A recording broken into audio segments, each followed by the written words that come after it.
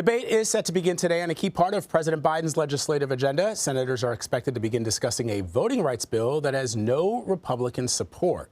The legislation combines the Freedom to Vote Act with the John Lewis Voting Rights Advancement Act. One measure looks to overhaul federal elections and campaign finance laws. The other would strengthen the 1965 Voting Rights Act.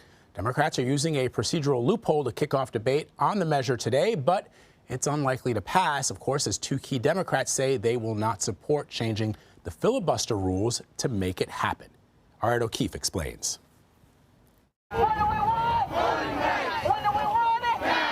Activists have spent the last few days trying to rally support for new voting reform legislation, and so has President Biden. It's about two insidious things: voter suppression and election subversion. The legislation would establish national early voting and vote-by-mail standards, make Election Day a national holiday, and require certain states to get clearance from the Justice Department before making changes to local election laws. What they want to do is just basically have the federal government take over all elections in the United States. It comes as at least 19 mostly Republican-controlled states have passed restrictive voting laws in the last year, and no GOP senator is expected to support the voting rights bill. What is the benefit of actually holding the vote? One of the two major political parties in America has now said that it is their policy to win by keeping American citizens from voting. And we ought to put them on the record, make them vote on that. But Republicans aren't the only problem. While Democrats, Kyrsten Sinema of Arizona and Joe Manchin of West Virginia, support the legislation, they don't support scrapping a rule requiring that at least 60 senators agree to hold a final vote on the bill. Civil rights activists are hoping to change their minds. Senator Sinema, Senator Manchin, our future hinges on your decision, and history will remember what choice you make. All right, let's bring in Ed, who is standing by at the White House, and Scott MacFarlane, who is on Capitol Hill. Ed, let me begin with you. The president and members of his own party have pressed ahead with pushing to get voting bills like this one passed, despite no clear path to success. Without this legislation, explain what's at stake for the White House and for Democrats long term. Well, long-term Democrats fear that the 19 mostly Republican states that have passed restrictive voting laws in the past year may, to some extent, be out of their grasp, or that the base of support that they enjoy in those states may find it more difficult to cast ballots, may be deterred from doing so in elections this year and beyond. That's part of why they're acting. The president can turn to some extent to executive actions. What exactly they would be is less clear at this point, but it is something that the White House says they will make use of if necessary in the short term. Remember, part of this is politics. This is everything at this White House and on Capitol Hill. But right now, especially given that we're going into an election year where motivating the base of support is important for any party that's in power. And this is, in essence, as you've seen the president, vice president, Senator Warren, and others say, a chance to put the opposing party on the record on a key issue. They can spend the rest of this year campaigning on it and saying, remember when we tried to do that and it didn't happen? Yes, it was partly because some members of our party, our Big Tent party, didn't want to do it, but it's mostly because Republicans disagreed with us and are not defenders of democracy in the view of the Democratic Party. It'll allow them to say, this is why you need to elect more Democrats to the House and, more importantly, to the Senate. This is why you've got to replenish state legislatures and state houses across the country with Democrats.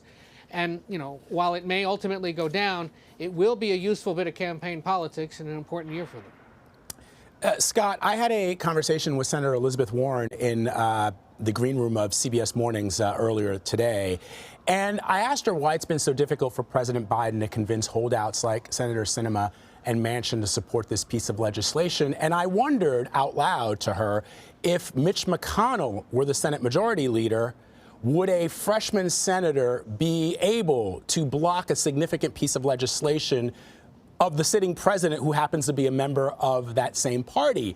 And she gave me an answer that had specifically to do with how Republicans govern their caucus versus how Democrats do so. But what's your sense of why the president hasn't been able to whip these votes? These two holdout senators are holdouts for a reason. They don't have the political imperative in their home states to do this, to change this procedure, to get rid of the filibuster in the name of voting rights. Senator Joe Manchin, of course, from West Virginia, a state that was overwhelmingly pro-Trump in 2020. Senator Sinema from Arizona, obviously a purple state, but she holds a Senate seat by one of the most narrow margins.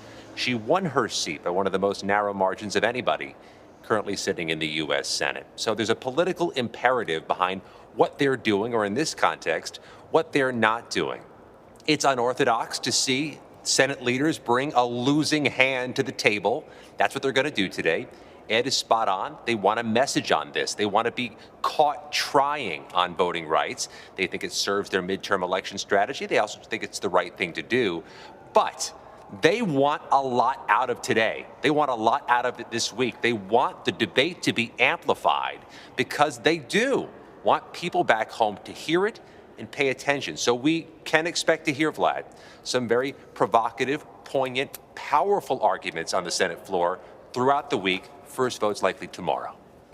All right. Ed, just how do Americans feel about how much time the president is putting towards this and what kind of impact this could have with regards to enthusiasm among Democrats as we look ahead to the midterm elections? Well, I'm glad you asked, because the CBS News polling unit asked, and it amplifies the point that Scott and I are both trying to make. Take a look at this.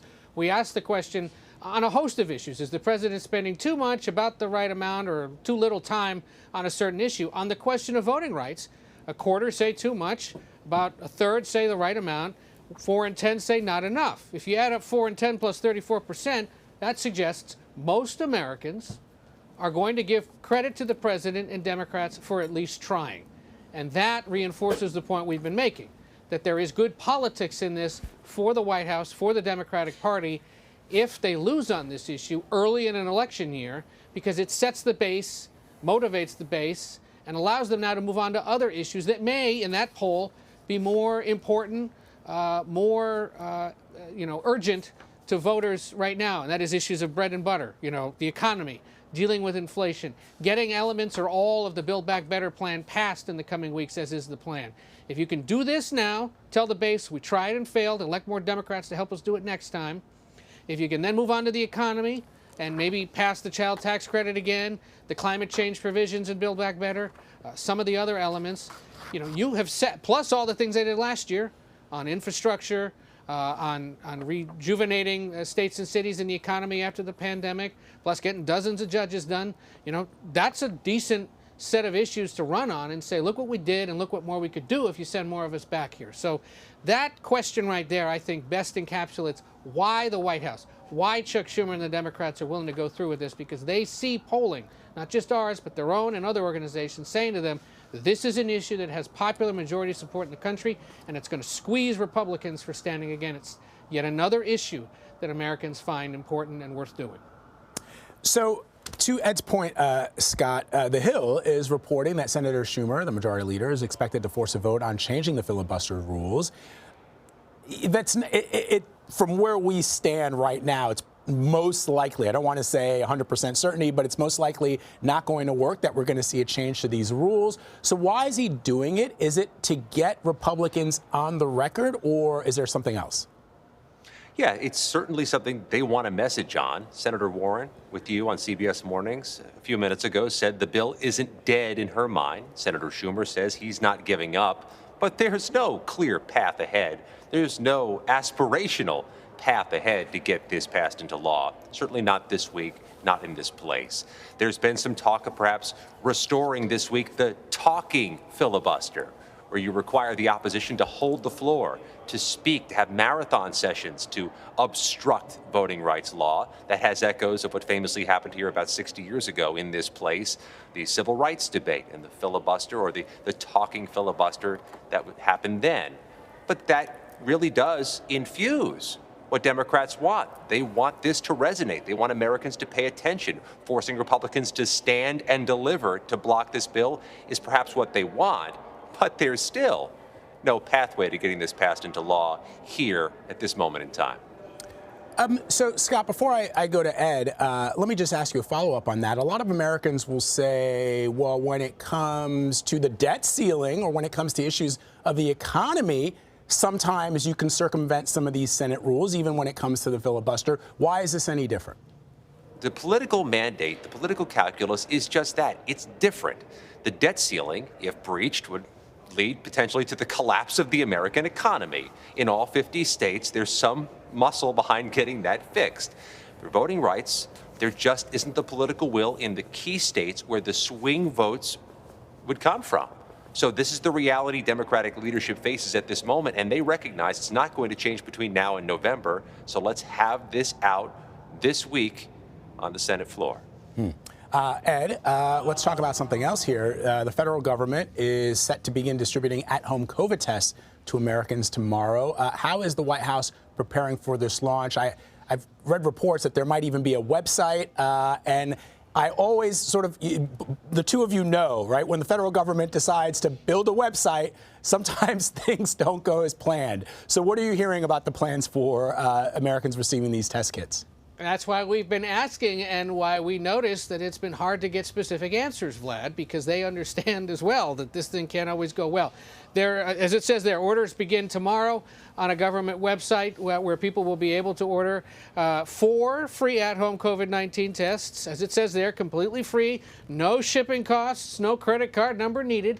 And some reports say it could take 7 to 12 days at the most for some people to get these tests. Don't know about the results, but if they're the at-home kind, you'll get them, within minutes. This is a major logistical, yet another major logistical feat for this federal government to stand up in the middle of a pandemic. We'll be watching this one closely, but again, the website's set to launch this week. Ultimately, 500 million at least of these at-home tests will be available to Americans. When you do the math, that's maybe 1.5 per every American. Doesn't mean every American's going to want them or going to get them, but they will be available. And it is another example of the incredible spending power and attempts by the federal government to provide any and all options to people to try to make this pandemic much more controllable, at least. Ultimately, people would like to see it go away, but the science suggests it's not going to go away. But to help control it and get people a better understanding of whether or not they have it and what the risks are. We can expect that the president will spend some time later this week talking more about it. But as you said, one of the things to watch is how easily this goes, whether people are able to get these tests quickly, the reliability of them, and if that website holds up. Really interesting. We'll see what happens. Ed and Scott, thank you both. We appreciate it. Take care.